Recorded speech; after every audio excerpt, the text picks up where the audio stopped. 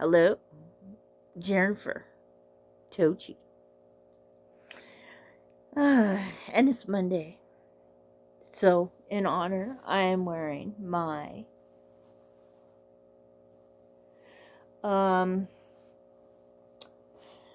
Horrific Nightmares JM t-shirt. That's kind of peeling off a little. Darn it. My son took it to the laundromat and dried it. Yes, and did not fold it inwards before he washed it. So, yeah. I will be having to purchase another one. Yes, because it was Jason and Joe, the Horrormans, idea for this. And, well, I'm liking it. I'm trying to do it every Monday. And this week was a little harder for me because they asked for to do a 6-pack. And damned if I had 5 packs. I had 7 packs. I had 9 packs. I had 3 packs, 2 packs, but I did not have a 6-pack. Except of Dr. Thunder. Diet Dr. Thunder, yes. So, I decided to grab my Sci Fi Flicks multi-pack. Because I remember that the first 2 DVDs on it had 3 each. So I just did that. Yes. See? I'm not lying. Okay. So I put 1 through 6. And I got Dose. And it's The Brain That Wouldn't Die. From 1962. Directed by Joseph Green. And yes, this movie is a sci-fi movie. It is. Stars Doris Powell. No, not Doris Powell. That's their characters. Adele Lamont. Jason Evers. Virginia Ledge. And Eddie Carmel, who's my favorite person in the movie. Although you never see his face. Because he's known as Monster in this movie.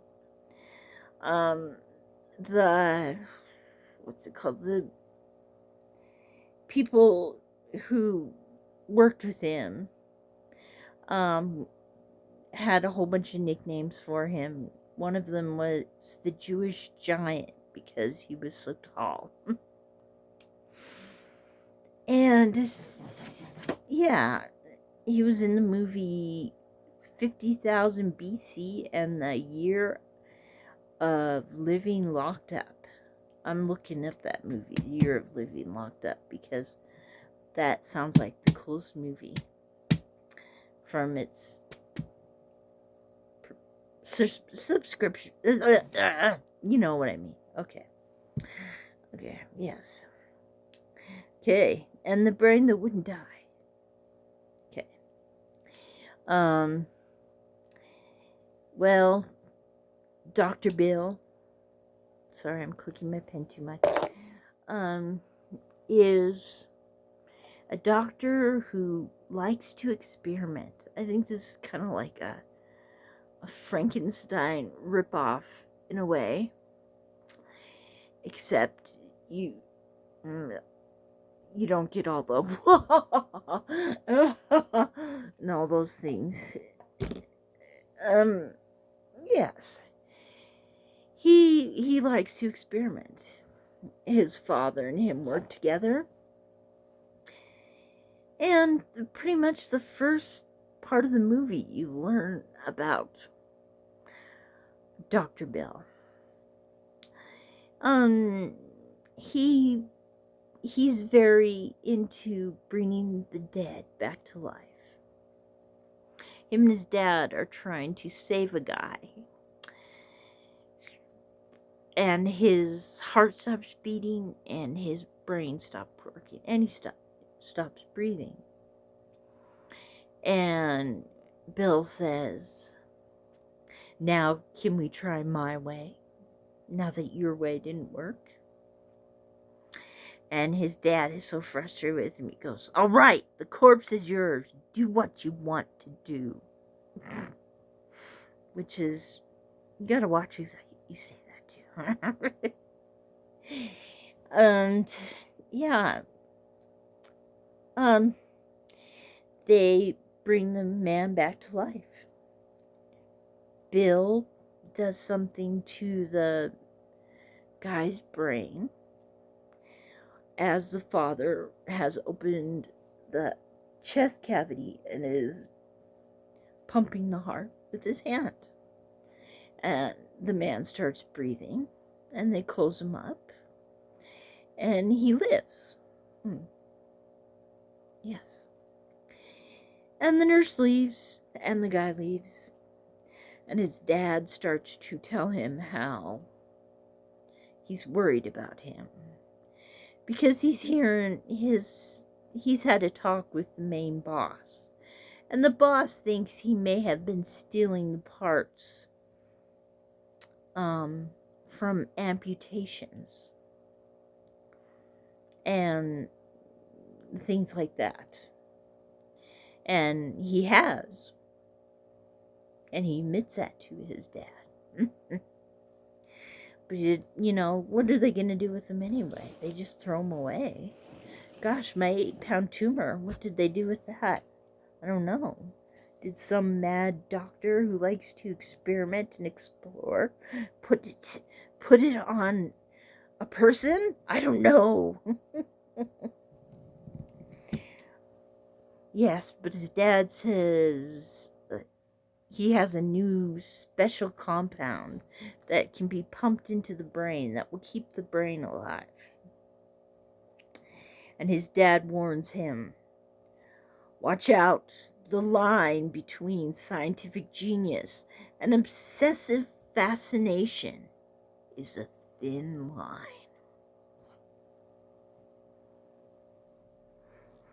Yes. And then all of a sudden, he gets a call from a cabin that him and his dad have that he disappears to during the weekends. And his girlfriend is a nurse. And she's kind of like, what do you do there at that cabin? And not date me. And, all that. And he says, do you finally want to learn what I do at that cabin? So they're off to the cabin. And he's maybe going a little too fast on those roads. I know we have those Montana roads that go up the sides of mountains, and you gotta go and yeah, and ends up getting in a car accident, and to what looks like his girlfriend's head getting chopped off. So he picks it up out of the car and brings it to the cabin, where he brings it back to life. Let's see if I got a picture in here of this. Oh, there's a little tiny picture right here. Yes. There's her and her head in a thing of liquid underneath her, and tubes coming out of her brain, bringing this compound in and keeping her alive, while Bill is off looking for the perfect body for her that he decides that he is going to put her head on. Well, she does not like this. And she also notices that there's something in the closet. Ooh, yes. There's something in the closet. But the something in the closet has been given the same compound that she has. Maybe the doctor has been adding dead body parts, trying to put a person together. Yes. Well, I guess since they're on the same compound, they have a connection. Yes, mentally wise. And this monster is a little crazy. You don't see him till the end, though, which probably is good for the story and everything. But when you do see the monster, I just giggle. I just start giggling because, it's the 60s. The monster looks ridiculous, but I love how he looks, Yes, because she's a little angry. And she is talking to the monster. And the monster kills Dr. Bill's Igor person, as you say. Yes, and my goodness. Yes, and yes, a very good ending. I liked this movie a lot. I think it was a sci-fi horror fun. Yeah, that's what I'll say. Sci-fi horror fun.